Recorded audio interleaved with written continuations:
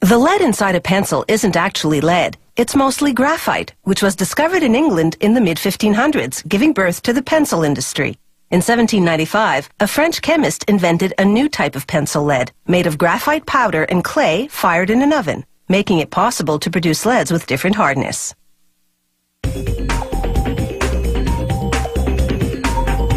For the pencil's body, you need a type of wood that's soft enough to sharpen, yet strong enough not to bend under the writer's hand pressure. This German pencil factory uses cedar from California. The wood is 5 millimeters thick and arrives pre-cut in slats of 18 by 7 centimeters.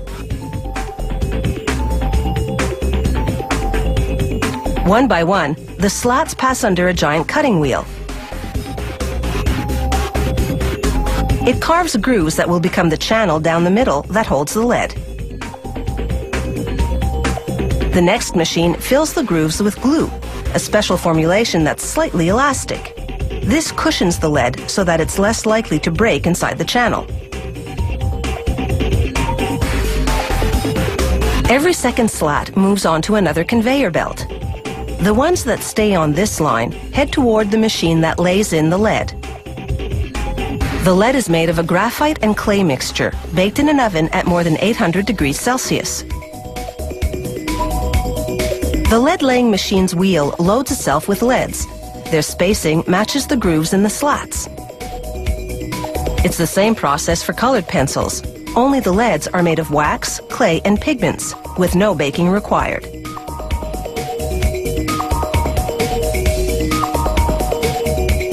Now for the slats that move to that other conveyor belt.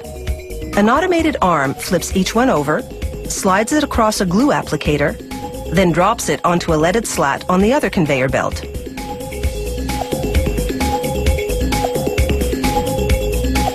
All the steps to this point have culminated in what is effectively a lead sandwich.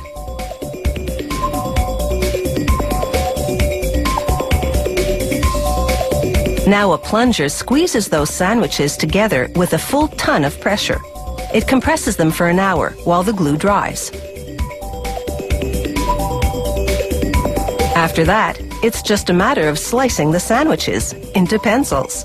This shaping machine makes the hexagonal profile in 2 steps.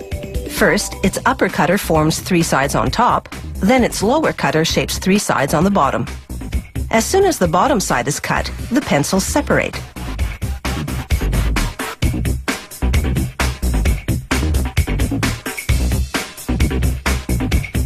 A worker pulls a sample pencil from each batch coming off the line and manually sharpens it to spot check lead quality. Then he applies force to the tip until it breaks. For a pencil to pass this strength test, it has to withstand at least 2 kilograms of force. Now it's time to dress that bare wood. One at a time, the pencils shoot through a device called a lacquering head. It coats the wood in paint, yellow in this case. It takes 4 coats of paint to completely hide the wood grain.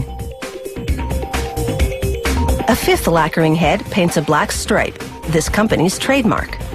Then a 6th head seals the paint job with a transparent lacquer. From the paint line, the pencils make their way to a stamping machine. At an astounding rate of 500 pencils a minute, the machine heat transfers foil lettering from a plastic film to the painted wood.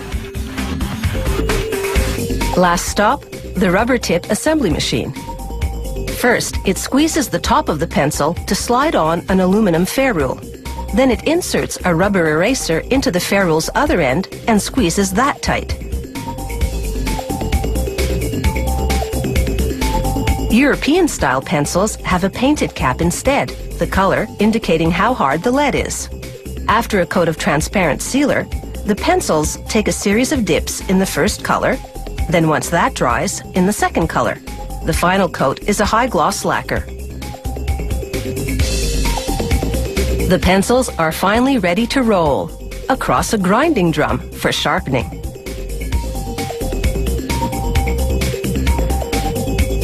By the time they roll off, they're pointed perfection.